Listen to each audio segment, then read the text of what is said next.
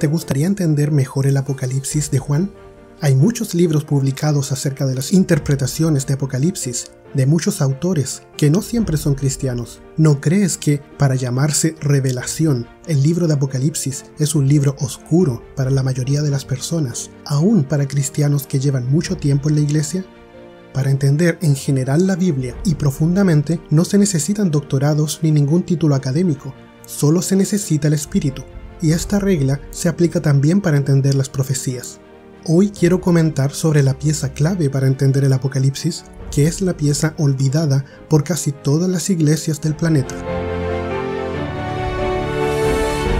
Esto es Reflexiones de un Peregrino, un podcast del Ministerio La Verdad Presente. Mi nombre es Ariel y en el episodio de hoy discutiremos que la doctrina del santuario es la clave para entender Apocalipsis.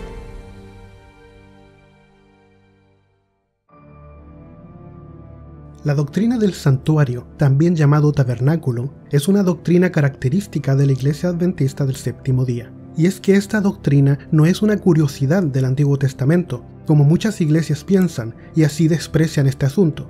Últimamente he visto algunos comentarios en redes sociales de algunas otras denominaciones religiosas tratando de explicar ciertas profecías de Daniel y Apocalipsis, y la confusión es tremenda. Necesitan crear nuevas doctrinas para poder sostener sus interpretaciones. Algunos cristianos se olvidan completamente de que hay un santuario en el cielo donde está Cristo ahora mismo ministrando. El problema es que, si no entendemos la doctrina del santuario, estamos completamente ciegos frente al Apocalipsis, porque el libro de Apocalipsis está escrito en el idioma del santuario, algo así como querer leer un libro en chino sin tener idea de chino. Haciendo una analogía, es como si muchas religiones intentaran inventar qué significa cada símbolo del alfabeto chino y así interpretar el libro, pero simplemente desconocen el idioma. Pero si conocemos el santuario, entonces podremos empezar a leer y entender el Apocalipsis sin necesidad de adivinar el significado de los símbolos. Hay gente de otras religiones cristianas que creen que el santuario del Nuevo Testamento es un concepto abstracto que se refiere a la iglesia o al pueblo de Dios, pero no se entiende eso de la Biblia. Por ejemplo, en Salmos 11:4 dice: Jehová está en su santo templo. Eso es claramente un lugar físico. En Hebreos 8, versos 1 y 2 dice: tenemos tal sumo sacerdote, el cual se sentó a la diestra del trono de la majestad en los cielos, ministro del santuario y de aquel verdadero tabernáculo que levantó el Señor y no el hombre. Es difícil imaginarse un concepto abstracto cuando Pablo habla de acciones concretas. Además, Moisés tenía que hacer el templo de acuerdo a lo que el Señor le mostró. Éxodo 25:8-9 dice: y harán un santuario para mí y habitaré en medio de ellos, conforme a todo lo que yo te muestre, el diseño del tabernáculo y el diseño de sus utensilios, así lo haréis. Pablo dice que el templo es hecho no por manos humanas, y es un lugar físico. Hebreos 9, versículo 11 dice: pero estando ya presente Cristo, sumo sacerdote de los bienes venideros, por el más amplio y más perfecto tabernáculo, no hecho de manos, es decir, no de esta creación. Para Pablo era claro que se trataba de un edificio, no de una representación abstracta de la iglesia o del pueblo de Dios.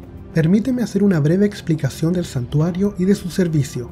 El santuario es un edificio rodeado por una cerca de cortinas. Entre las cortinas y el edificio mismo está el patio o el atrio. Ahí se encuentra el altar del sacrificio y el lavacro, que era donde el sacerdote se lavaba antes de entrar al santuario. El edificio estaba dividido en dos habitaciones, el lugar santo y el santísimo, separados por una cortina. Cuando uno entra al edificio, a la izquierda encuentras el candelabro y a la derecha la mesa de los panes de la proposición. Enfrente tendremos el altar del incienso. Inmediatamente después del altar del incienso está la cortina que divide las dos habitaciones del santuario. En el lugar santísimo está el arca del pacto o el arca de la alianza. La tapa de este mueble también se llama el propiciatorio o el asiento de la misericordia, porque representa el trono de Dios, y ahí es donde se mostraba la gloria de Dios. Con respecto a los servicios, en forma muy resumida, te comento que en el sacrificio diario, el jefe del hogar llevaba un corderito perfecto que representaba a Cristo para que muriera en sustitución del pecador que lo llevaba. El corderito era ofrecido en el altar del sacrificio, y el sacerdote llevaba un poco de su sangre al lugar santo, donde era asperjada en la cortina de separación entre el lugar santo y el santísimo. Y una vez al año el sumo sacerdote cruzaba al lugar santísimo para ministrar por los pecados acumulados en el santuario, lo que se conoce como la purificación del santuario o día de la expiación.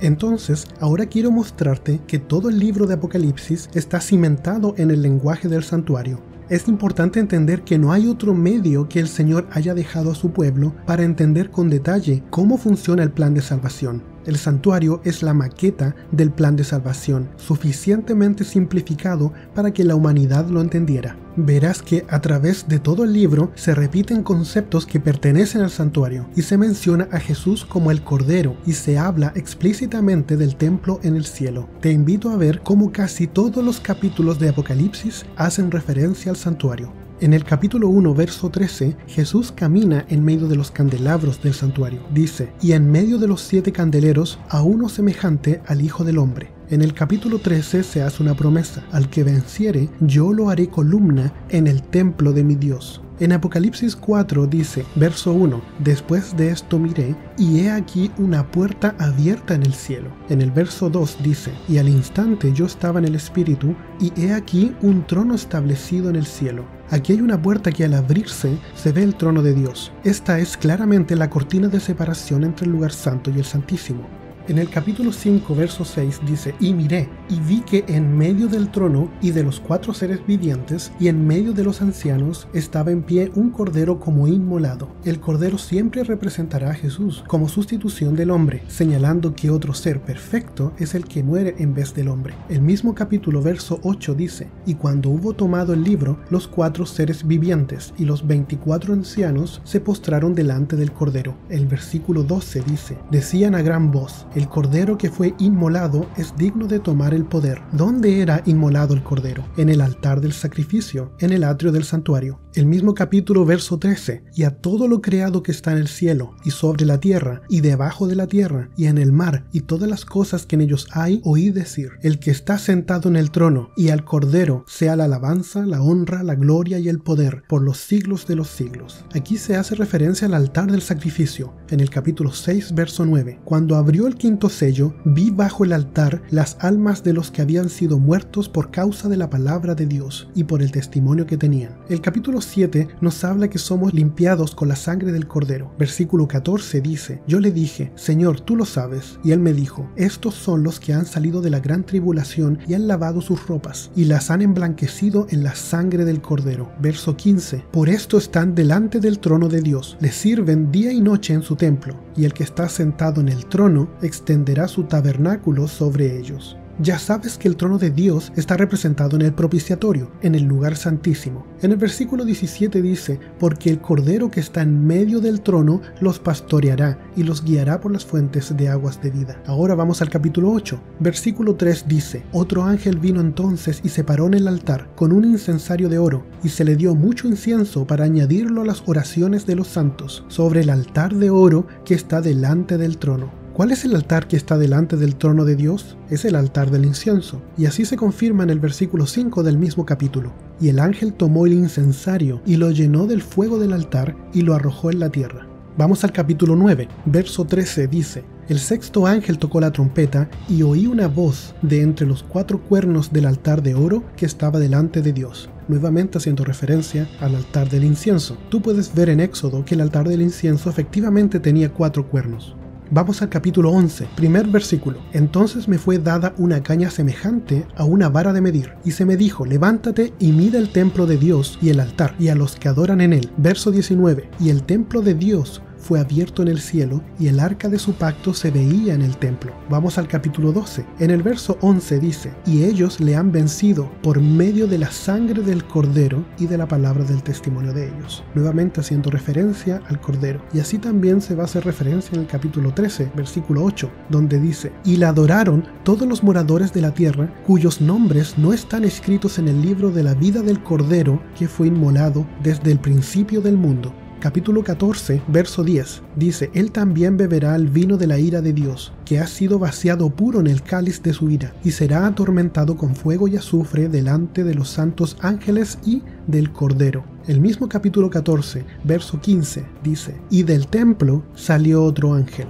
Ahora los versículos 17 al 18 dice, salió otro ángel del templo que está en el cielo, teniendo también una hoz aguda, y salió del altar otro ángel que tenía poder sobre el fuego. Vamos al capítulo 15, versículo 3. Y cantan el cántico de Moisés, siervo de Dios, y el cántico del Cordero. Mismo capítulo 15, versos 5 al 8. Dice: Después de estas cosas miré, y he aquí fue abierto en el cielo el templo del tabernáculo del testimonio, y del templo salieron los 7 ángeles que tenían las 7 plagas. Saltemos al capítulo 16, versículo 1. Oí una gran voz que decía desde el templo a los 7 ángeles. Versículo 7. También oí a otro que desde el altar decía: Ciertamente, Señor Dios Todopoderoso, tus juicios son verdaderos y justos. Versículo 17. El séptimo ángel derramó su copa por el aire, y salió una gran voz del templo del cielo, del trono, diciendo: Hecho está. Y finalmente, hablando de la tierra nueva, Apocalipsis 21, verso 22. Y no vi en ella templo, porque el Señor Dios Todopoderoso es el templo de ella y el Cordero.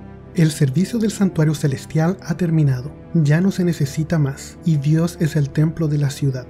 Te invito a estudiar la doctrina del santuario con oración y ayuno, pidiendo al Espíritu Santo que te guíe en la lectura, y así adquirirás el lenguaje necesario para entender el Apocalipsis, y el Espíritu Santo también te guiará para entenderlo.